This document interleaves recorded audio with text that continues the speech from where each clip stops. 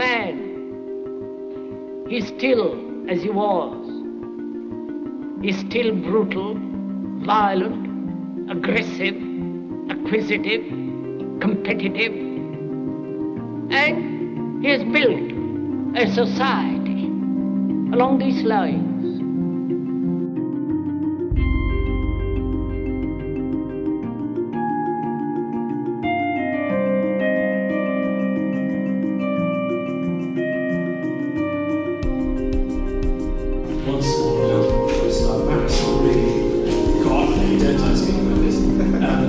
One thing before I start, remember your phones. We love tech. Oh, look how many people forget. 15 years. Yeah, please put them on silent or whatever doesn't disrupt my Shakespearean flow. iPads need to be switched off. Samsung Galaxies need to be given back because they're illegal now. Ladies and gentlemen, in an age of commercialized apathy, televised distraction, and where it's cool not to care, or in an age like ours in which the fundamental logic of these structures that run our lives are more and more cleverly masked by PR, marketing, and euphemism, I consider any interaction that we have with each other about questions of our social model as extremely valuable. So I thank you in advance for giving me your own time on a subject as challenging and as emotionally vested as the monetary system, especially right here where we are in the belly of the beast, so to speak. Or indeed questions of how we should be orientating our society to begin with.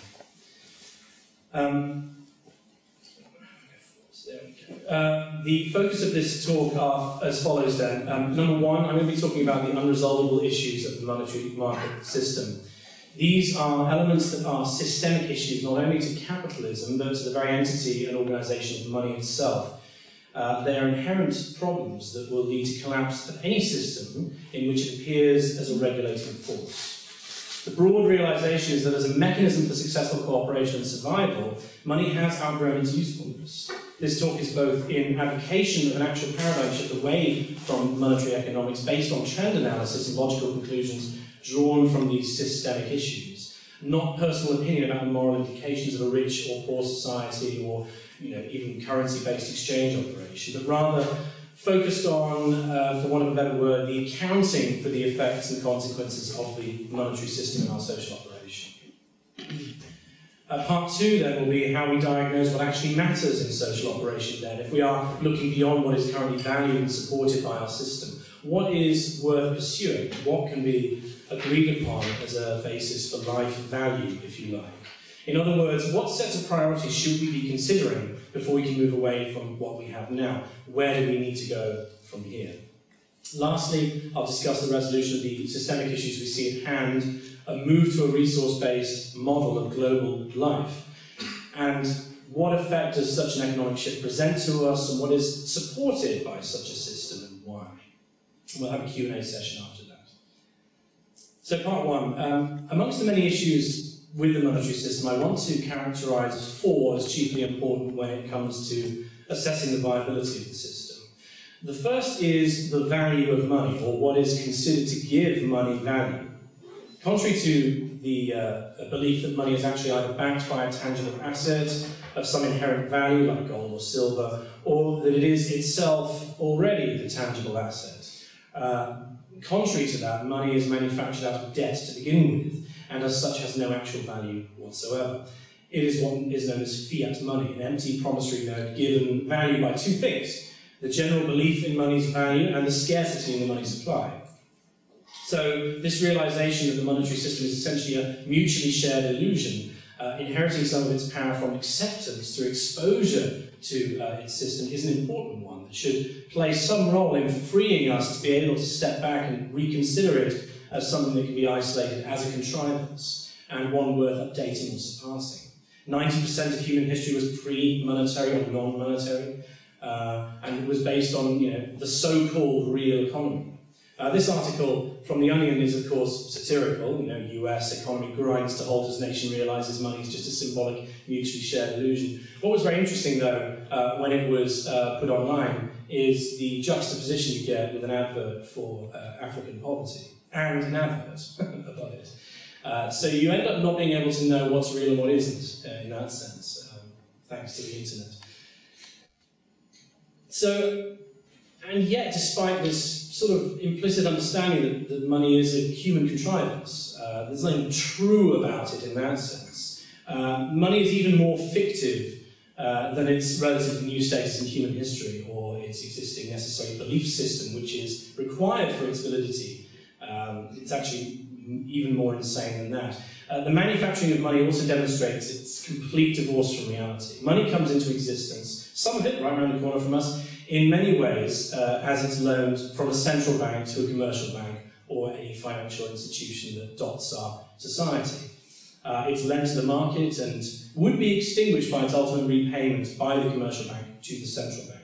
In other words, money is created by producing a debt. It is manufactured on liability, not on value.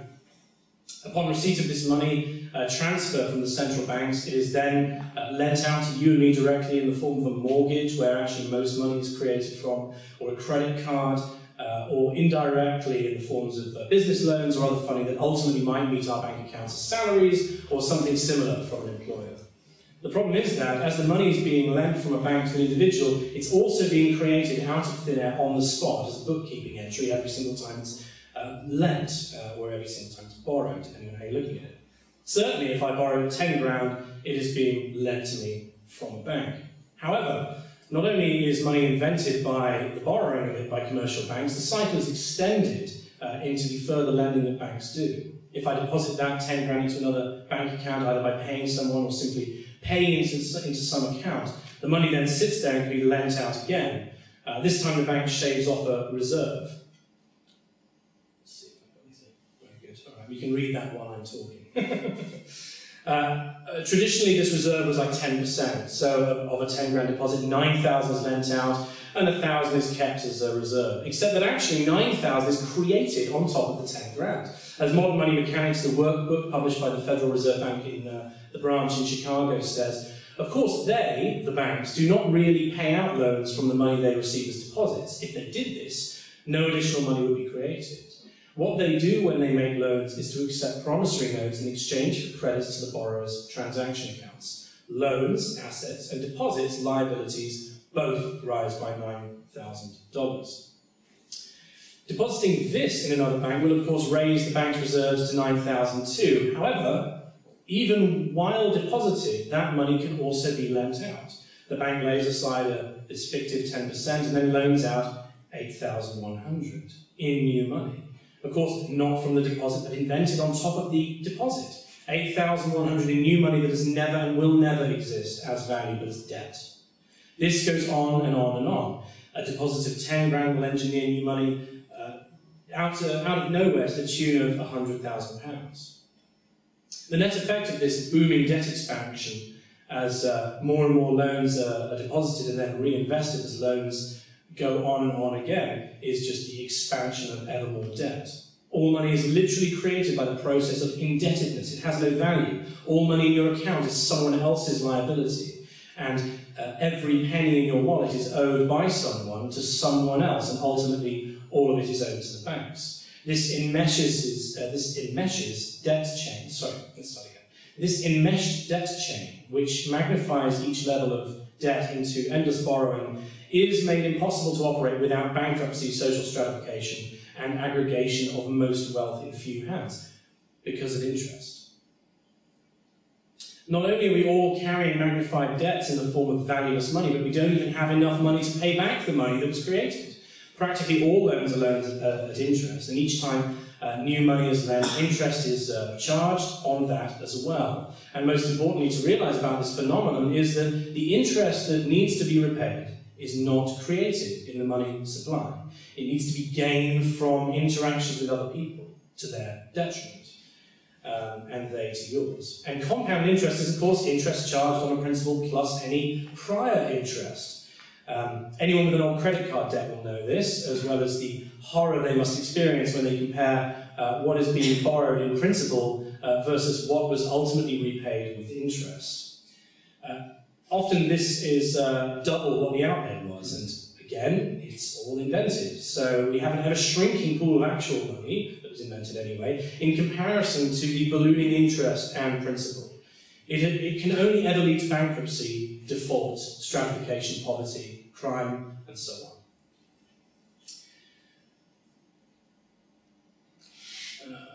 Make sure. A final point on interest. The byproduct of tying positive accruing interest to positive accounts while charging a negative compound interest to in debt creates a reinforcer to class division that isn't based on skill, ability, need, or anything else. Instead, this division is based solely on the fact that someone has money and someone does not. A millionaire will accrue £50,000 in 1 year simply by having money in an account which features a 5% interest rate. People living on loans or credit cards or otherwise indebted will be charged ever-increasing interest on their debts. This money essentially pays the rich in that sense. This is the logic of that sort of closed cycle. It is a structural class division that is untouched by any woolly sentiments about the big society or any change that a politician enacts that isn't to do with the natural flow of money from people who don't have it to people who do. We're built into a system whose function is to divide. Now, many might say that that's the drive to overcome our lowly origins, as Darwin might say, and rise to the top. That's a key incentive in this system. But as the inbuilt dividing systems themselves demonstrate, as well as the statistics on social mobility, which show increasingly that if you're born poor, you will die as such too, this is evidently not the case. Social mobility is against the interests of those currently doing well in the system, if you like, those currently in power. Those who are doing well. It is a direct competition to their own well-being. For after all, the rich and prosperous are only taken care of if they have money too, and have enough to maintain their stratified position. And since wealth determines everything from social standing, education, resource access, all the way through to personal feelings of self-worth, and the mechanism of debt, interest, and vested established places can only magnify wealth into the hands of a few, who then justify this as being productive members of society rather than lucky members of a team with an unfair advantage in the game. Unfairness being the definition of the game in progress to begin with. Society has become more divided, more unequal, more criminal, as the economic model fails to satisfy even the most basic needs of life requirements. It makes it more dangerous, it makes it less functional for all of us. And that's not even to go into building concrete systems that then fail and crash and all the rest of it. We don't even count that, and of course that is all dictated by whether we can afford to build it or not. And of course this is in fact what we see. Life expectancy is inversely correlative to inequality in a society. The higher the inequality, the less likely there is any public health option, the worse the food is that the have-nots are likely to be able to afford, the sooner you die. The same trend is seen for obesity for almost exactly the same reason. Obesity is in fact also a byproduct of the basic requirement of our society to consume ever more. Quite literally, we have to get fatter and fatter if we support an all-out growth economy. Does everyone understand that? I only came to that realization this year. The obesity epidemic has nothing to do with basic health, really. It becomes an issue about basic health, but it's the combination of heavy advertising that plays off your social stratification to begin with. You are poor. Here, have this sandwich, right? That then leads to obesity, and of course you've got to keep selling more food every time. Here's the same trend for mental illness. Mental illness is particularly dangerous not only to trust and social cohesion, but solidifies the lack of ability to progress in society. You are literally disabled from it. As such, the tendency of already divided societies is to entrench and expand division by design. For more on these statistics, I recommend to you the Equality Trust website or The Spirit Level by Wilkinson and Pickett, who I draw these graphs from. You see the same thing in drug abuse, length of prison sentences, size of the prison population, infant mortality. All of these things can be linked to the inequality statistics. And it's important to explain what I mean by inequality, or rather what Wilkinson and Pickett talk about when they mean inequality. It's not the finite level of wealth. It's not the, everyone's a millionaire in this society and they have like 20 people who have $2 grand. It's the difference, the ratio between the top 10% in the society and the bottom 10%, not any finite definitions of anything else. And it's in fact the only correlative as well. Absolute poverty doesn't correlate with this. nor does anything else. It is knowing that you're that distant and that unable to succeed or be looked after as well as the people who are doing well. That's inherent violence. Those are the basic mechanisms of money then and their systemic effects. Three more angles are important here too. One is to do with the possibilities for innovation, one has to do with resource use and waste, and the final one has to do with the false barometer effect of the market which is fed through the news to us. We'll begin with the last one first. In 2011, Lloyd's TSB announced the wholesale dismissal of at first around 30,000 positions. 30,000 positions in their corporation. And then, hot on the heels of the first announcement, a second bout of some 15,000 positions. Oh, that's only half the amount, that's all right. It was one of the many such moves in 2011, the year in which, of course, the decimation of the world economy began to make out its true face in the cuts that we saw on public services, health systems, travel, commuting systems, and more. What went largely unnoticed in the media at the time, or at least went entirely unspoken, was that as soon as the news of the job cuts from Lloyd's hit the market, the stock of the bank rose upon the good news. Markets took the news well, with Lloyd's share price closing up 9.7% on the London Stock Exchange, making it the biggest climber in the FTSE 100. Oh, good. That's great. I'm glad about that then. I can sleep well, knowing that 45,000 people lost their jobs for good reasons. As such, our default market indicators of share price and aggregate demand are not strict indicators of job health in the economy. Their rise doesn't register a flourishing of human welfare. They register the growth of money. They register, if we're talking about GDP, just the rate of transactions. That's all, the number of transactions. As such, every time you hear about the economy growing, you need to decode the phrase. It's not a growth in human support systems. Those aren't measured by economists at all. The more disease is diagnosed in the economy, and thus the more medicines are sold, the higher the GDP. Does that mean a healthier society? Literally not, in that case. You would not consider it good news if your doctor told you that your tumour had grown 10% in less than a month. Growth does not equal advancement. And the idea of continual unimpeded growth in a finite environment equals death. As Helena Norberg-Hodge, co-director of the film The Economics of Happiness, says, an oil spill, the GDP goes up. When drinking water is so polluted we have to buy it in bottles, GDP goes up. War, cancer, epidemic illnesses, all of these involve an exchange of money, so they end up on the positive side of the balance sheet. The problem here is that the economic indicators mask growing social breakdown in a level of rising numbers. The chart goes up and the market response is to create more money out of more money. The life value is ignored. The charts go down and life systems are sold off to make the chart go up again. Our barometer of health has been decoupled and inverted. Ignorance equals strength, freedom equals slavery, war equals peace, growth equals great. Orwell was deliberate in placing these slogans in 1984. The inversion of meaning is real, and this is the primary method of control, a priori control, of the framing of cultural discussion. Oh, well, if you're against the free market, you must be against markets and freedom. That doesn't make any sense. Never mind that freedom is no longer the same meaning as it was before. It doesn't matter, we're talking about the same words, it must be the same. It is freedom to infinitely pursue money creation by money possessors. On the point of innovation, I've spent quite some time on this subject in a lecture titled The Innovation War, which can be found online. I'll summarise here the basic effect.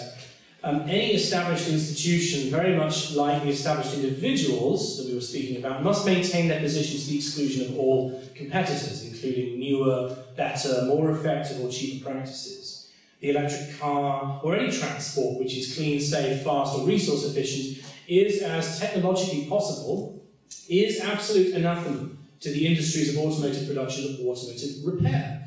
The more repairs, the better, in fact, for the economy. New, better solutions are not promoted, even by the profit motive. They are, in fact, hindered. MBA Online published a unique study 2 months ago in which it dissected the phenomenon of patent trolls in the American Silicon Valley innovation landscape. I say unique because it was animated with cartoons of people with lightsabers.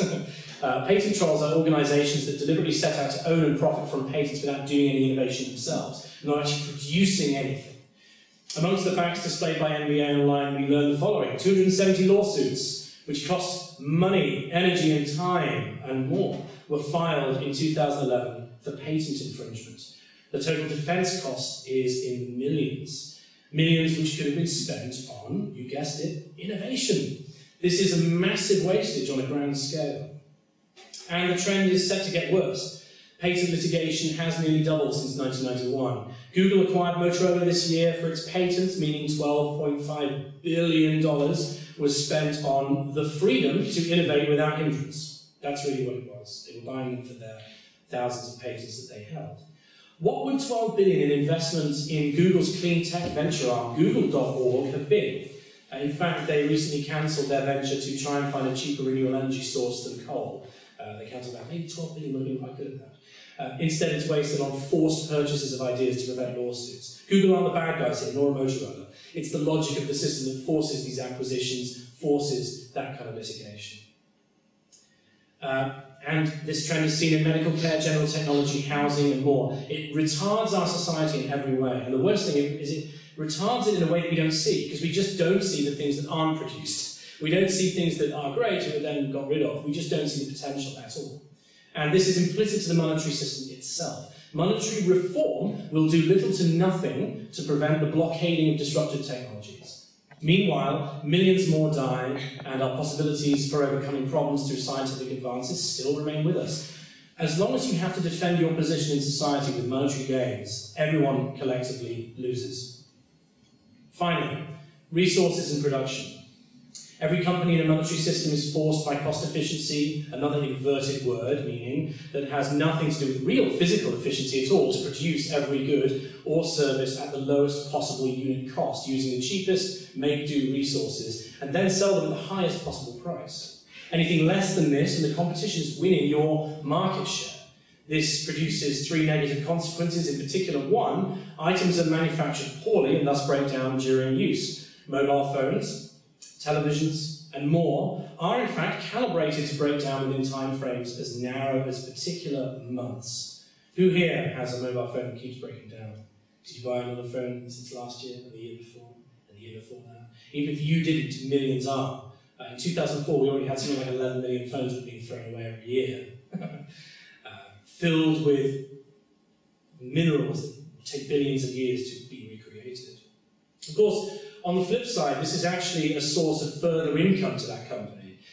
If its marketing can trump the annoyance of their broken products to begin with, this is known as cyclical consumption. It reinforces the need for this planned and cyclical obsolescence. We no longer buy products, we subscribe to them in a resource-consuming bid to keep the economy going.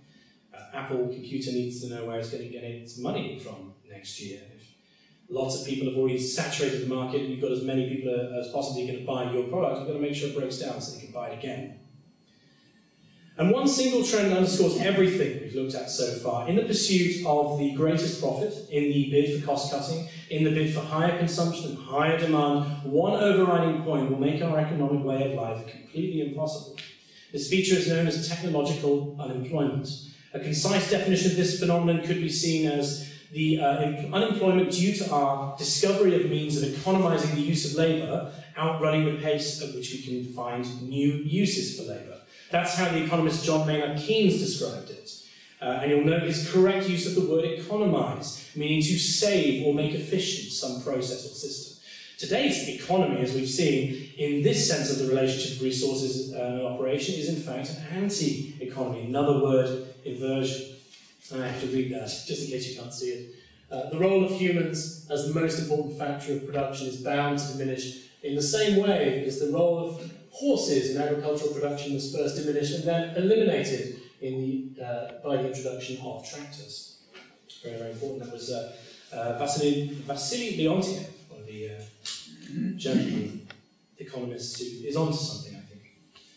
Automation has steadily been reducing labour availability in the market. Once upon a time, the displaced jobs were usually caught up in an emerging sector. Agricultural automation was caught up by the industrial sector. 60% of Americans worked in agriculture in 1860. Agriculture was the economy. Today, less than 1% work on agriculture, and we're dealing with a much higher output of production. Productivity, when we look at the trends, is positively influenced by mechanization. It's inverse to employment, in fact.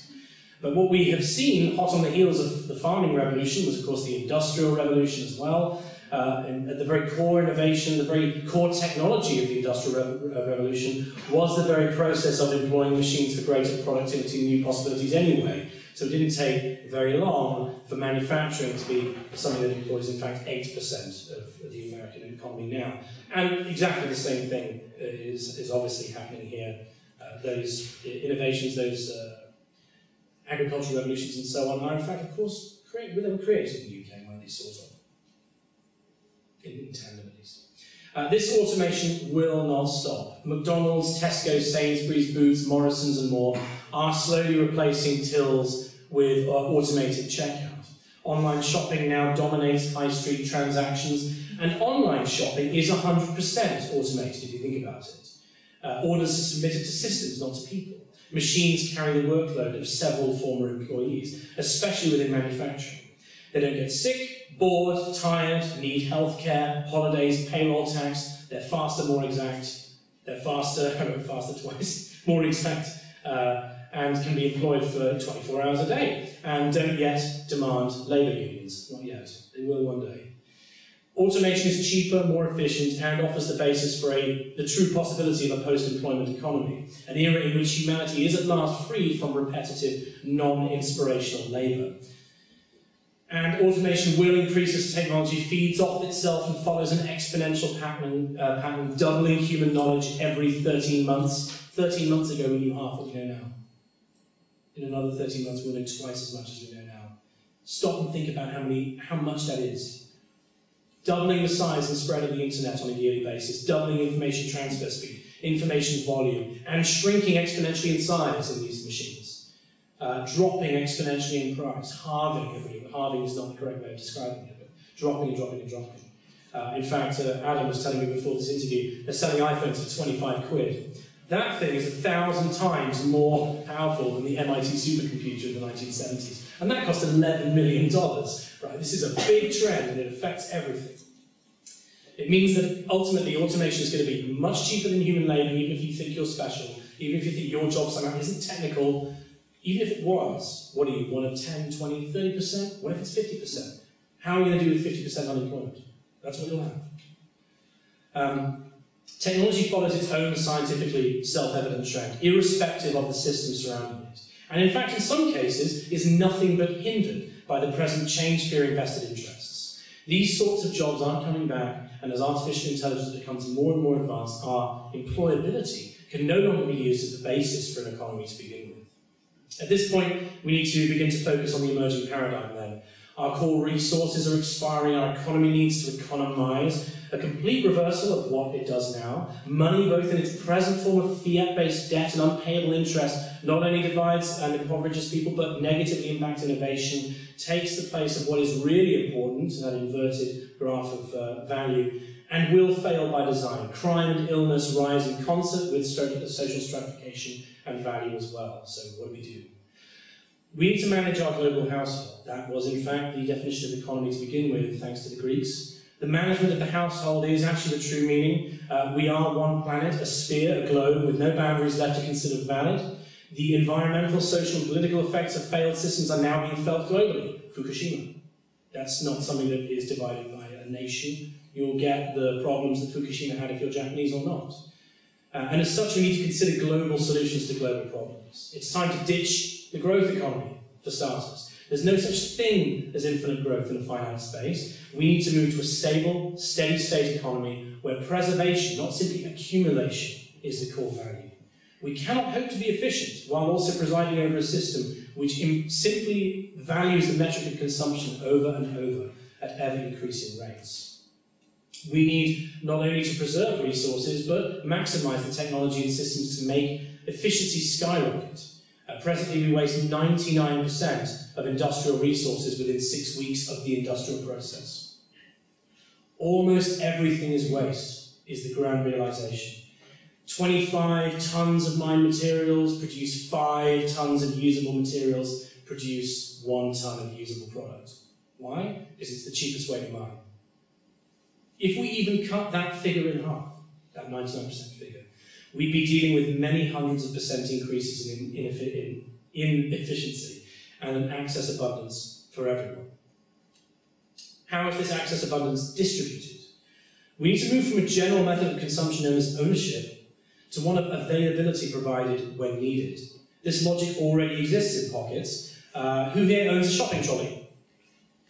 Communists. You don't own your own shopping trolley? You don't own an Asda shopping trolley to go to Asda? You don't own a... Well, that's weird. Hotels, shopping carts, zip cars, or ad hoc rental services are all systems which have in them the seeds of a new social design. Let's use the example of cars. Were we, for example, to build truly robust, safe, long-lasting fleets of cars with Doppler radar that prevent crashes, navigation systems that coordinate the best routes with statistical feeds from all other vehicles on the road, where they are, where they're going, and so on, and then make these available for people as they need them? One can either pick them up, where they're placed around the city, as is the case with zip cars, or Stadtauto in Germany, there's a few in London already, or they could feasibly be navigated automatically to the preferred location. That sounds like science fiction, but it's already been done. In fact, where are they? The zip car, there was a Google car here somewhere. There it is, I'll just put it there. That's the kind of system we need. What would the effect of that be if introduced into a city system properly, the way it's actually needed, not the way it can be afforded? First off, you'd need fewer cars. Cars spend 80% of their lives sitting on driveways or parked along roads, making roads less usable. The amount of villages I've been to where there's a two-lane road with cars parked on each side, it's only a one-lane road then, isn't it? That's pollution. That's car pollution. That would go away. Wasted metal and plastic just sitting there. Provided as needed, we would use less resources and need less units while meeting the needs of every person needing transport. That's if we're ignoring integrated, holistically built, proper public transport. At the same time, car accidents, which are the failure of poorly designed technology and fallible human opinion in the navigation process, would drop dramatically.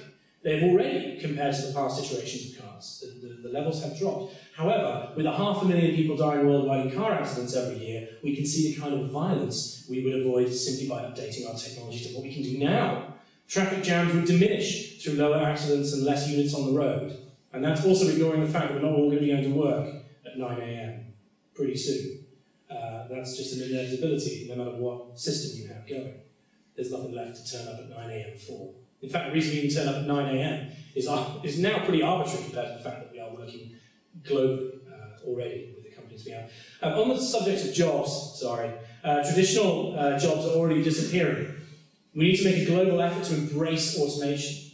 It is socially responsible not to employ the best, most safe, clean and efficient forms of production. The jobs aren't coming back. Stop chanting it in the streets. And nor would we want them to.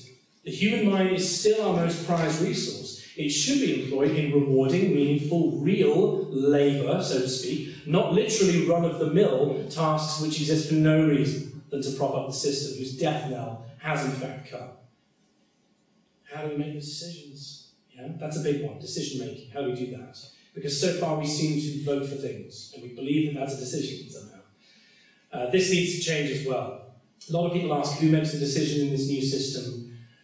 We need to begin arriving at decisions rather than making them. We vote in, we don't even really vote for anything. We vote in personalities who are not qualified for any scientific understanding of social operation. A lot of people are yelling Ron Paul 2012 in the States right now. That man delivered babies for a living, all right?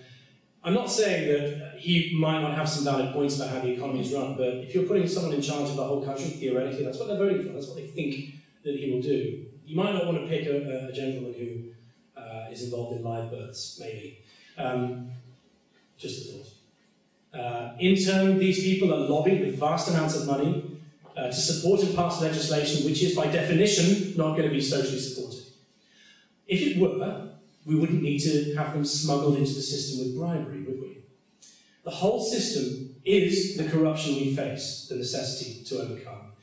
To this end, humanity needs to unify and share all its knowledge of global resources, scientific advances, understandings of the environment, and more, based upon a holistic, interconnected understanding of the globe and us in relation to it.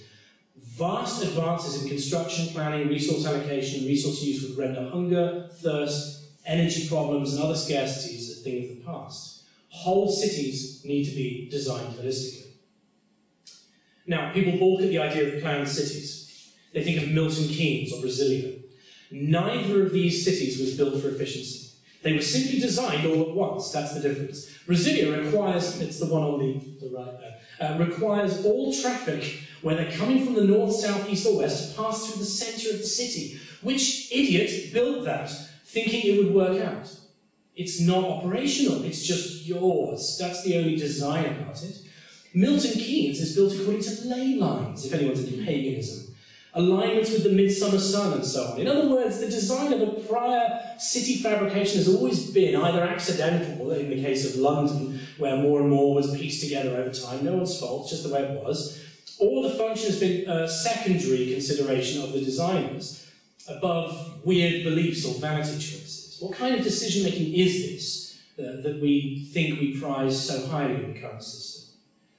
For some concrete examples of how truly modern design would work, how buildings designed to be efficient, long-lasting, earthquake-safe, laid out for optimal public transportation would look like, I would suggest two sources for you that have already been designing new city structures for a very long time. One of them is the Venus Project, headed by Jacques Fresco. The other is the extensive work by R. Buckminster Fuller, whose critical path covers a great deal of the necessities for correct social design as well.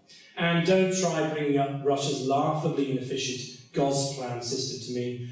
Gosplan, with its 5-year plan, wasn't focused on long-term anything, and decided to use metrics such as limiting the number of miles a car could drive to a certain number per day or per week. This isn't based according to human need at all. It's some abstraction about as relevant as the market system, decoupled from what human beings need versus what is actually possible.